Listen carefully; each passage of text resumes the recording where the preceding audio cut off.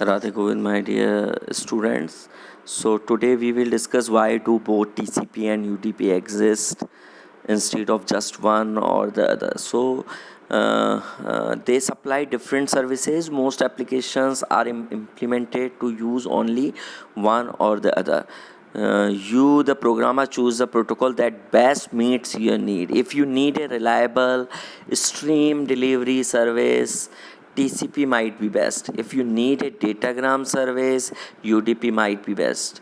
That means if you want to send the complete message with the boundaries and at the transmitter and the receiver sender, or the receiver reads the same amount of data at a time, that you need UDP. If you need efficiency over long haul circuit, TCP might be best. If you need efficiency over fast networks with short latency, UDP might be best. Okay, so if your needs do not fall nicely into these categories, then the best choice is unclear. However, applications can make up for deficiencies in the choice. For instance, if you choose UDP and you need reliability, then the application must provide reliability. If you choose TCP and you need a record oriented service, then the application must insert markers in the byte stream to delimit records. So, uh, this is all about why both the protocols are needed. Now we discuss what network applications are available. uh, so there are far too many to list. The number is growing continuously. So we will discuss here some applications like Telnet. Telnet provides a remote login capability on TCP.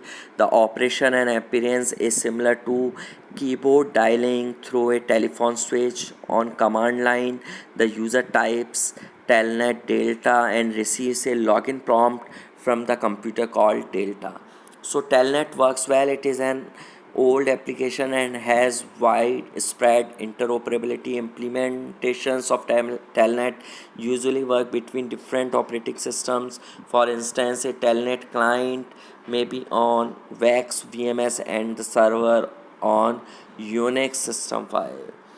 Now, file transfer protocol FTP, as old as Telnet, also uses TCP and has widespread interoperability. The operations and appearance is as if you telnetted to the remote computer, but instead of typing your usual commands, you have to make do with a short list of commands for directory listing and the like.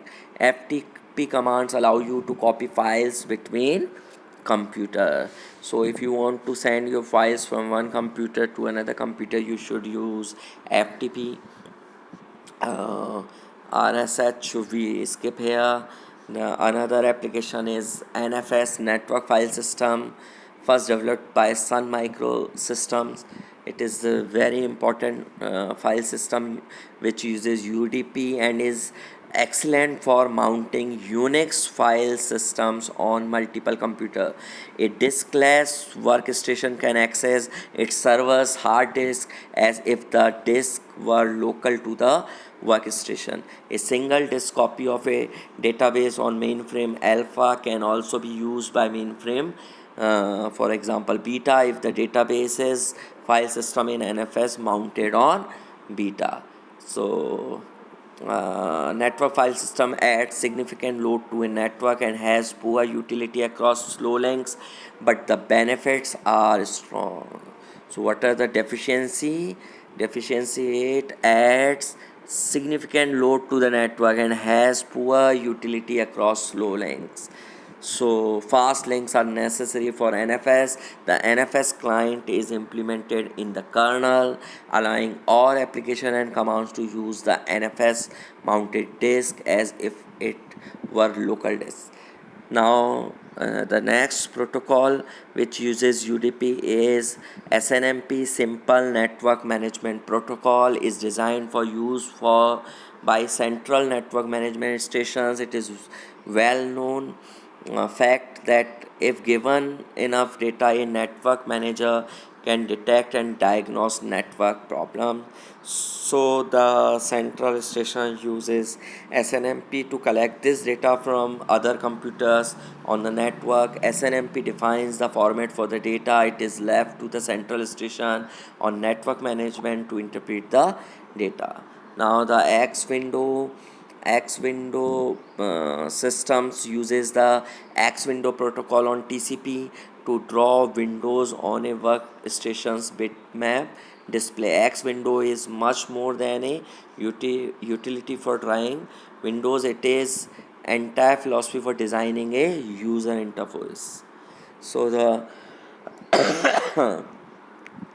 other informations about internet technology was not included in this tutorial.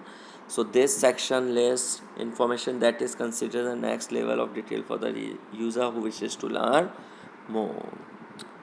So ARP we discuss, IP routing table we discuss, time to live counter, fragmentation, and ICMP we discuss in the IP, and the domain name system and routing loops we will discuss in the other classes.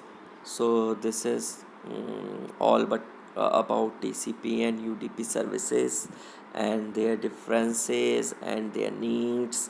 So you must read this RFC because one open big question may become from the understanding of this RFC. Okay, all the best.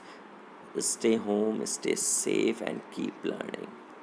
And don't forget to watch my videos on YouTube, like and subscribe them so that I can give you attendance.